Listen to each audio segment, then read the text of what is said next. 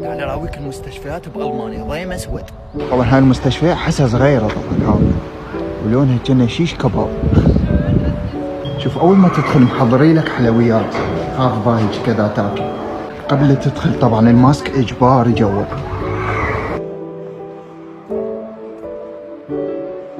هنا تختار الاكل اللي يعجبك واسعارهم مناسبه.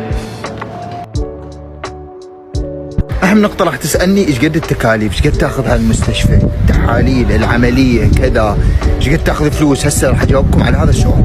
قبل كل شيء هذا الانستا مالي تضيفون عليه، انتظركم هناك.